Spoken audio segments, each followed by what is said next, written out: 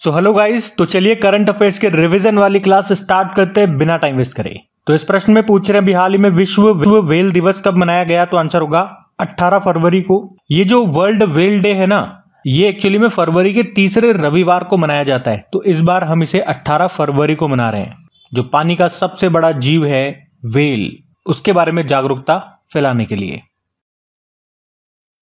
फिर आपसे पूछ रहे हैं, अभी भारत के किस राज्य में विश्व बैंक सहायता प्राप्त कार्यक्रम है इंस्पायर, ये कहां पे लॉन्च किया गया था? तो आंसर होगा सिक्किम में। सिक्किम के जो मुख्यमंत्री है ना, प्रेम सिंह तमांग, अभी उन्होंने ये इंस्पायर नाम से एक कार्यक्रम लॉन्च किया था और इससे सहायता मिली है कहां से? विश्व बैंक से, वर्ल्ड बैंक से। इंस्पायर का मतलब हो गया integrated service provision innovation for reviving economies.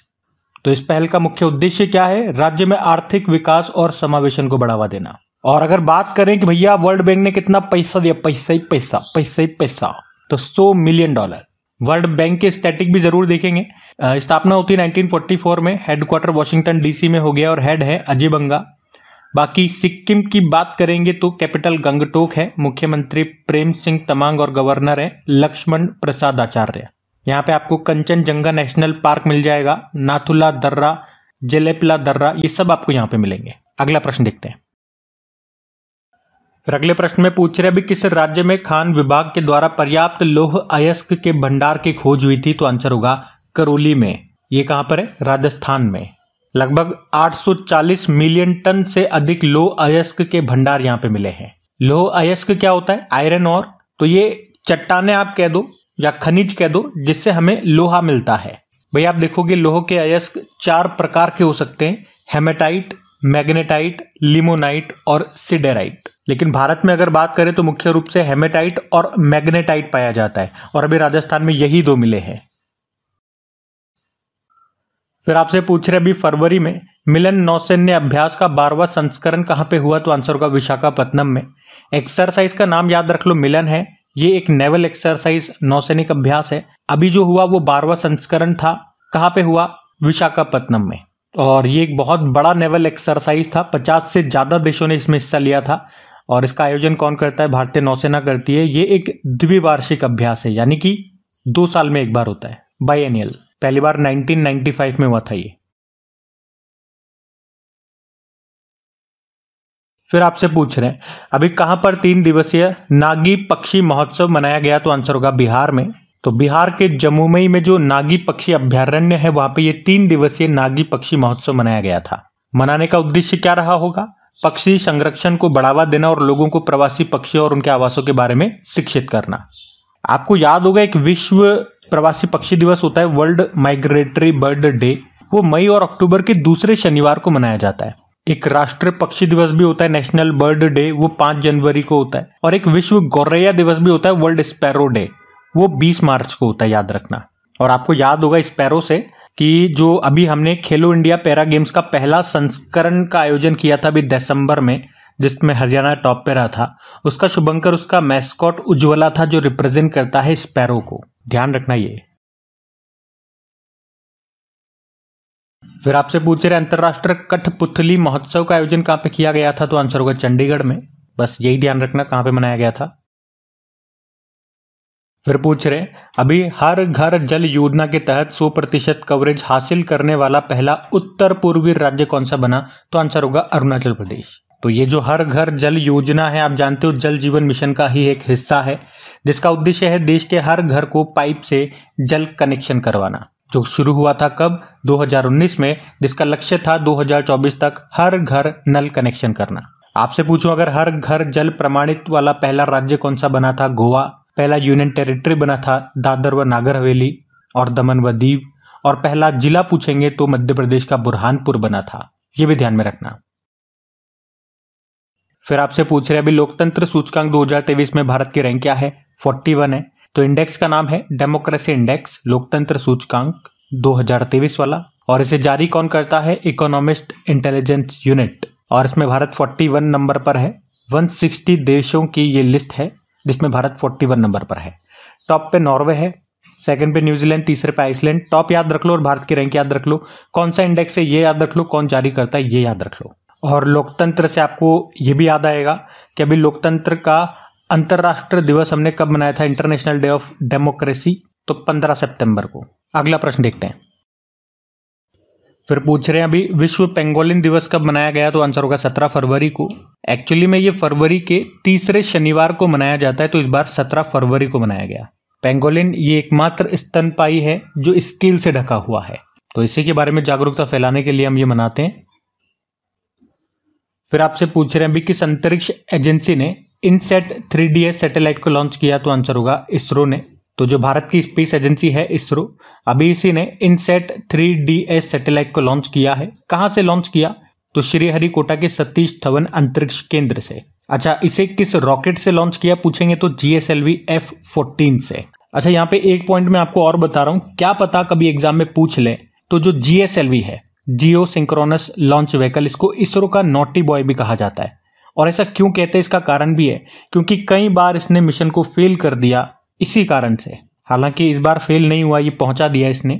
और इन सेट का मतलब क्या हो गया, इंडियन नेशनल सैटेलाइट सिस्टम, तो ये भी ध्यान रखना। इसरो की बात करें तो स्थापना होती है 15 अगस्त 1969 में, बंगलुरु में मुख्यालय है और अध्यक्ष हैं S सोमनाथ। फिर पूछ रहे सामाजिक विकास आयोग के 62वें सत्र की अध्यक्षता किस देश ने की, तो आंसर होगा भारत ने। और भारत की ओर से संयुक्त राष्ट्र में जो भारत की परमानेंट रिप्रेजेंटेटिव है रुचिरा कंबोज, उन्होंने भारत का प्रतिनिधित्व किया, रिप्रेजेंट किया। अच्छा, इसके अलावा ये भी याद रखो कि 2025 में सामाजिक विकास आयोग का जो 63वां सत्र होगा, 63rd नंबर का सेशन होगा, उसकी अध्यक्षता ये पोलैंड देश करेगा। इस बार 62वां सत्र हमने किया, अगली बार 63वां सत्र ये पोलैंड देश करेगा। फिर आपसे पूछ रहे हैं अभी नवे रायसीना डायलॉग में किस देश के प्रधानमंत्री मुख्य अतिथि थे, तो आंसर होगा ग्रीस। अच्छा, मुझे पहले ये बताओ कि ये रायसीना डायलॉग का आयोजन कहां पे हुआ होगा। अरे भाई, जहां पे रायसीना की पहाड़ी है वहीं पे हुआ होगा ना, यानी कि नई दिल्ली में।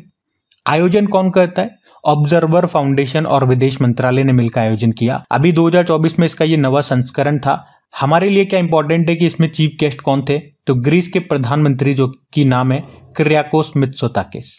और इसकी थीम भी थी चतुरंगा, चतुरंगा याद रख लो आप, ये इस बार इसकी थीम थी। और ग्रीस से आपको याद आएगा जिसकी कैपिटल एथेंस होती है। पहले जो हमारे ओलंपिक है वो यहीं पे हुए थे 1896 में। और चीफ गेस्ट से आपको याद दिलाऊं तो अभी हमारे 75th नंबर के रिपब्लिक डे पे हमारे जो चीफ गेस्ट थे वो फ्रांस के प्रेसिडेंट थे, इमैनुअल मैक्रोन उनका नाम है। आपको याद है अभी अंतर्राष्ट्रीय गीता महोत्सव का आयोजन जो हरियाणा के कुरुक्षेत्र में होता है, इस बार पार्टनर स्टेट कौन था, ये पूछेंगे प्रश्न आपसे, तो याद रखना असम था।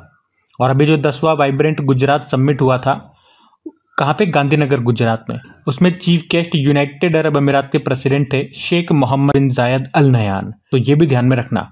अगला प्रश्न देखते हैं। फिर पूछ रहे हैं अभी बाफ्ता पुरस्कार 2024 में सर्वश्रेष्ठ अभिनेता का पुरस्कार किसने जीता, तो आंसर होगा सिलियन मर्फी ने। सिलियन मर्फी कह दो, किलियन मर्फी कह दो, है ना, हो सकता है मैं इसका प्रोनाउंसिएशन सही से नहीं कर पा रहा हूँ, सिलियन या किलियन जो भी आपके सामने है। भाई जिन्होंने अभी ओपनहाइमर मूवी में जो एक्टर थे ना, मैं उन्हीं की बात कर रहा हूँ। बाफ्ता की पहले फुल फॉर्म देखो, British academy of film and television arts, शुरुआत जिसकी होती है 1949 में। तो किस क्षेत्र में ये पुरस्कार देता है, तो फिल्म के क्षेत्र में दिए जाने वाला ये एक पुरस्कार है। कहाँ पे दिए जाते हैं, लंदन में। इस बार इसका संस्करण याद रखना 77 नंबर का है।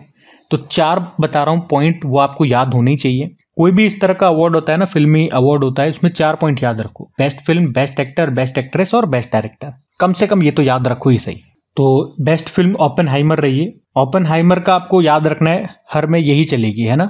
कोई भी अवार्ड होगा, चाहे ऑस्कर हो जाएगा, चाहे ये हो जाएगा, आगे हम और भी देखेंगे, ओपनहाइमर ही इस बार विजेता है सब जगह। और ज्यादातर जगह इसके एक्टर ही विजेता रहेंगे और ज्यादातर जगह डायरेक्टर ही ये विजेता रहेंगे। तो ज्यादा टेंशन नहीं लेना है, सब जगह कॉमन ही रहने वाला है। कहीं कहीं जगह एक्ट्रेस चेंज हो जाएगी, अभिनेत्री चेंज हो जाएंगी, वो हम देख लेंगे। तो बेस्ट फिल्म ओपनहाइमर है। यहाँ पे इस फिल्म ने 7 अलग अलग कैटेगरी में पुरस्कार जीते थे। बेस्ट एक्टर इसके हो गए Cillian Murphy, best actress Emma Stone है पुअर थिंग्स के लिए, और पुअर थिंग्स मूवी ने भी यहाँ पे 5 बाफ्ता पुरस्कार जीते थे। बेस्ट डायरेक्टर क्रिस्टोफर नॉलन है ओपनहाइमर के, ये जरूर याद रखना। अगला प्रश्न देखते हैं। फिर पूछ रहे हैं अभी हाल ही में भारतीय महिला बैडमिंटन टीम ने पहली बार एशिया चैंपियनशिप में कौन सा पदक जीता, तो आंसर होगा गोल्ड मेडल। बात कर रहे हैं एशियन वुमेन्स बैडमिंटन चैंपियनशिप की, जो कि मलेशिया में हुआ 5वां संस्करण था। विजेता भारत रहा था, थाईलैंड को हराया था। और आपको बता दूं, भारत ने पहली बार इस चैंपियनशिप में गोल्ड जीता है, तो प्रश्न इंपॉर्टेंट है हमारे लिए। और महिलाओं में तो हमने देख लिया, भारत ने जीता गोल्ड। पुरुषों में बात करेंगे तो चाइना विजेता रहा था। अब आप मुझे बताओ, मैं वैसे कई बार आपको बता चुका हूं, तो आपके लिए ये प्रश्न बड़ा सिंपल रहने वाला है कि हमारे जो बैडमिंटन प्लेयर की जोड़ी है, जिन्होंने भी 2023 में जो सर्वोच्च खेल सम्मान जिसे हम कहते हैं मेजर ध्यानचंद पुरस्कार, वो जीता था, उन दोनों खिलाड़ियों के नाम मैं आपसे पूछ रहा हूं। फिर अगले प्रश्न में पूछ रहे हैं, अभी विश्व सामाजिक मंच का 16वां सम्मेलन कहां पे हुआ? तो आंसर होगा नेपाल में। यहां बात कर रहे हैं विश्व सामाजिक मंच यानी कि वर्ल्ड सोशल फोरम।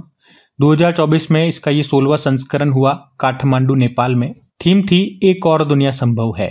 काठमांडू से याद आएगा, यहाँ पे सार्क का हेडक्वार्टर मिलेगा आपको। सार्क इसे दक्षेश भी कहते हैं, जिसकी स्थापना होती है 1985 में। इसमें याद रखना 8 सदस्य देश हैं। कौन कौन? भारत, पाकिस्तान, अफगानिस्तान, नेपाल, भूटान, बांग्लादेश, श्रीलंका और मालदीव। अच्छा, नेपाल से याद रखना 5 भारतीय राज्य हैं, वो नेपाल से सीमा लगाते हैं। कौन कौन? उत्तराखंड, उत्तर प्रदेश, बिहार, पश्चिम बंगाल और सिक्किम। ध्यान रखना, ये स्टैटिक है। फिर पूछ रहे हैं, अभी पहला फ्रेंच फिल्म फेस्टिवल कहां पे हुआ? तो ये कोलकाता में हुआ था, याद रखना। पहला फिल्म फ्रेंच फेस्टिवल, जिसमें चीफ गेस्ट थे अनिल कपूर। बस इतना ही बात है याद रखने के लिए। और कोलकाता से ये भी याद रख लो, अभी 2024 में 47 नंबर का कोलकाता बुक फेयर हुआ था, जिसमें थीम देश था यूके। अभी पश्चिम बंगाल के ब्रांड एम्बेसडर सौरव गांगुली बनाए गए थे। और कोलकाता किस नदी के किनारे स्थित है? हुगली नदी के किनारे, जहां पे भारत की पहली अंडर वाटर मेट्रो चली है। फिर देखो आपसे क्या पूछ रहे हैं, अभी कतर ओपन चैंपियनशिप 2024 को किसने जीता? ईगा स्विटेक ने जीता है। याद रखना, ये पोलैंड की टेनिस प्लेयर है, महिलाओं में नंबर 1 टेनिस प्लेयर यही है। इन्होंने किसको हराया फाइनल में? एलेना रबाकिना को हराया, जो कि कजाकिस्तान की है। फिर आपसे पूछ रहे हैं, अभी दुनिया का पहला लकड़ी का उपग्रह नासा और किसके द्वारा लॉन्च किया जाएगा? तो आंसर होगा जाक्सा। तो अमेरिका की स्पेस एजेंसी है नासा, आप जानते ही हो, और जापान की जो है उसका नाम है जाक्सा। अभी इन दोनों ने कहा कि ये मिलकर अंतरिक्ष उड़ान को और अधिक टिकाऊ बनाने के लिए लिग्नोसैट नामक दुनिया के पहले लकड़ी के उपग्रह को अंतरिक्ष में लॉन्च करेंगे। लिग्नोसैट मतलब ये जो इनका जो लकड़ी का बना हुआ उपग्रह है, उसको नाम दिया लिग्नोसैट। ये किस लकड़ी से बना है ये भी ध्यान में रखना। ये मैग्नोलिया लकड़ी से बना एक कॉफी मग आकार का एक छोटा सा सैटेलाइट है, आप देख सकते हैं, मैं आपको दिखा रहा हूं फोटो में, जिसे ये लॉन्च करेंगे दोनों मिलकर के। अच्छा, इसी तरह से निसार मिशन आपको याद होगा, ये नासा और इसरो का मिशन है। फुल फॉर्म होती है NASA ISRO synthetic aperture radar. और एक इसरो और जाक्सा का भी एक मिशन है, लुपेक्स मिशन। फुल फॉर्म होती है लूनर पोलर एक्सप्लोरेशन मिशन। तो गाइस, ये था आज का आपका करंट अफेयर्स का रिवीजन वाला सेशन। उम्मीद करूंगा पसंद आ रहा होगा। हाँ, कल आपको रिवीजन वाला सेशन नहीं मिल पाया था, तो कल बना ही नहीं था इसीलिए। और कई बार होता क्या है, जब मैं सेशन नहीं तैयार कर पाता हूं तो मैं पुराना ही कोई सेशन आपको उठा करके दे देता हूं या उसमें मिक्स करके दे देता हूं, क्योंकि वैसे भी मैं सेशन तो तैयार नहीं कर पाया, छुट्टी आपकी वैसे ही होनी है। और हम क्या कर रहे हैं, रिवीजन ही तो कर रहे हैं। रिवीजन मतलब क्या होता है, पहले आप उसे समझो। जो हमने पुराना पढ़ लिया है उसको फिर से रिपीट कर रहे हैं, रिपीटेशन। तो कभी मुझसे सेशन तैयार नहीं हो पाता तो मैं पुराना कोई इंपॉर्टेंट सेशन आपको फिर से रिवाइज कराने के लिए दे देता हूं कि भैया इसको पढ़ लो। क्योंकि अगर मैं सेशन नहीं दूंगा, छुट्टी कर लूंगा क्योंकि मेरा सेशन तैयार नहीं हो पाया, तो ऐसा तो होगा नहीं कि आप आज सेशन आया नहीं क्योंकि 10 मिनट तो हमने 15 मिनट तो हमने इसके लिए रखे हैं, आज सेशन आया नहीं है तो चलो कोई पुराना हम उठा के पढ़ लेते हैं। आप ऐसा नहीं करोगे, मुझे पता है। लेकिन अगर मैं आपको सेशन दूंगा तो आप उसे जरूर देख लोगे, ऐसा मेरा मानना है। तो रेगुलरिटी आपकी बने रहे। जैसे पहले नहीं होता था कि बचपन में हम ट्यूशन जाते थे, मैडम बिजी है या सर बिजी है तो हमें अपना टॉपिक खोल के दे दी थी कि बच्चों इसको पढ़ो, वो आपको फ्री नहीं छोड़ती थी। तो उसी तरह से मैं भी कर देता हूं। लेकिन कल मैं आपको पुराना भी नहीं दे पाया। और सेशन पसंद आते हैं तो प्लीज लाइक करके दोस्तों के साथ में शेयर जरूर करें। ये सेशन अपने चल नहीं पा रहे हैं तो प्लीज मदद करें इसको आगे बढ़ाने में। बस आज के लिए थैंक यू।